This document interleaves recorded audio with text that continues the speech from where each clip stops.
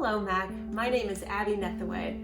Most of you know me at church as Doug's wife, a mother, a friend, but I'm also a licensed counseling psychologist, and I'm so happy to be part of these 100 days together at Mac. I love hearing about all the ways God is working in our church to build community, connections, and health. Last week, Sarah discussed the value of physical health in our walk with the Lord.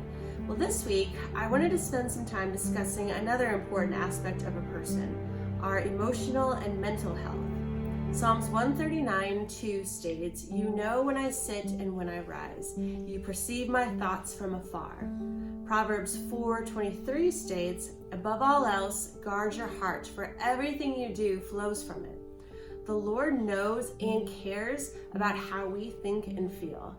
But how does someone have a healthy mindset when there is a global pandemic going on? Well, to have good mental and emotional health, you have to know how to care for yourself. This is called self-care. We are all created uniquely in God's image, and God may have specific ways He wants you to take care of yourself. So throughout this video, I encourage you to pray and ask for His wisdom and guidance regarding your health. And maybe I can give you a few ideas or things to consider for your own self-care. Okay, so the first aspect of your mental health to consider is your thought life. Researchers have identified problematic thinking patterns that can create stumbling blocks in our lives. These thoughts can be so automatic that we don't pay attention to them on a day-to-day basis, but we should, because these thoughts impact how we feel and how we behave. Some problematic thoughts include, "I failed at one thing and now I'm a failure," or "I should be able to do this," or "because I feel this way, it therefore means it's reality." Notice how these thoughts make you feel. If you feel sad, angry, scared, lonely, maybe there's some faulty thinking going on, and you may just need to practice some healthy thinking patterns. Thoughts like, "Well, what evidence do I have that I'm not a failure? What evidence do I have that I'm a success?" Or, "What if my expectations and standards are too high for myself?"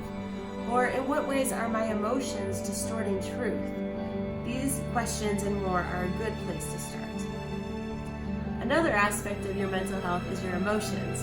When going through difficult times, it's not uncommon for emotions to feel all over the place or felt very strongly, and some may experience a blocking of emotions where it's hard to feel anything.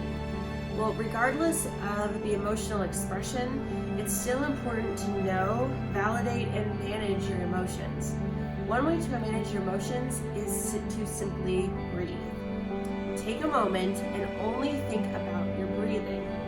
It can be hard at first, but if your thoughts stray and move on to something else, just invite yourself back to the thought. Oftentimes, when you just focus on your breathing, you may notice that you are breathing slower. That's really good. Relax the muscles in your chest, your back, in your neck, and your limbs. One breath at a time. And pray.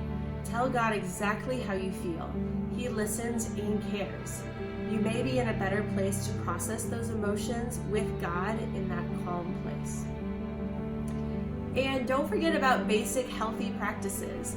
Brush your teeth, brush your hair, make your bed, eat healthy food, drink lots of water, listen to uplifting music, read a good book, and engage in active hobbies like running, walking, or swimming. Or learn a new hobby. Start a garden, or just grow one plant. Try to be curious about the world. Find beauty and wonder in the Lord's creation. These ideas may sound simple, but their effects are rich and rewarding. So, Mac, I urge you to pray for your own emotional and mental health this week. Pray for others, and pray for the whole mental health field. Christian counselors all over the world are answering God's call and walking with clients through valleys of all kinds. And your challenge this week is to engage in good self-care.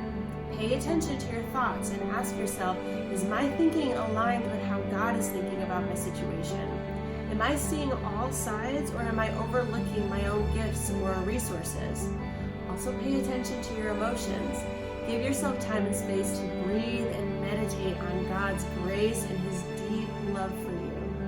Take a moment to praise God for any small positive changes that happen. As Psalm 16:2 states, I say to the Lord, you are my Lord.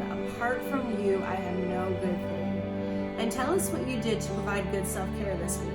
Because when you share, it helps us all feel connected and it encourages others to share.